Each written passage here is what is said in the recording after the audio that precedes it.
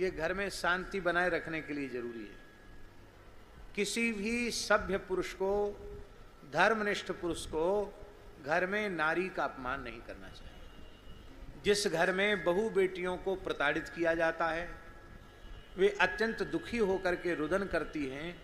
महाराज जी, पुराणों में लिखा है देवता उस घर की पूजा स्वीकार नहीं करते, पितृगण उस घर का श्राद्ध स्वीकार नहीं करते हैं, लक्ष्मी जी उस घर को छोड़कर चली जाती हैं, उस घर में कलह का, दरिद्रता का निवास हो जाता है।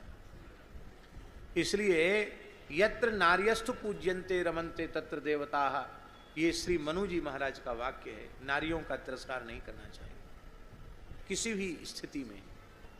और ये माताओं का स्वभाव होता है, वो अपमान तो सह लेती हैं, पर जब उनके पिता को गाली दी जाती है, उनकी माँ को गाली दी जाती है, उनके भाई को अट्टपट्ट बोला जाता है, तब उनको बहुत कष्ट होता है।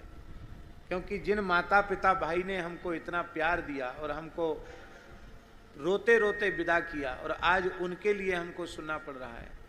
इसलिए किसी भी अवस्था में माताओं का कर्तव्य है कि अपनी बहू को बेटी से भी अधिक स्नेह दें, क्योंकि आपकी बेटी भी तो किसी न किसी की बहू बनने वाली है। आप बेटी से ज़्यादा स्नेह अपनी बहू को देंगे तो आपकी बेटी भी जहाँ जाएगी उसको आपकी बहू से ज़्यादा सम्मान मिलेगा। और आप अपनी बहू का आदर नहीं करेंगे तो आपकी बेटी भी कहीं बहू बनकर जाएगी, उसको भी वही तिरस्कार भोगना पड़ेगा। क्योंकि जो जस करे सो तस फल चाखा, ये व्यवस्था है। दशरथ जी ने क्या कहा तीनों रानियों से, बड़ी प्यारी चौपाई है। बधू लड़किनी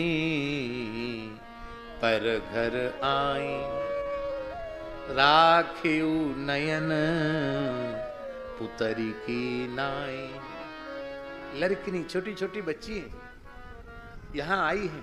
कौशल्या, कैकेयी, सुमित्रा, इनको ऐसा प्यार देना जैसे पलकों के ये पलकें नेत्रों की सुरक्षा करती हैं, ऐसी इन बहुओं को प्यार देना, इनकी सुरक्षा करना।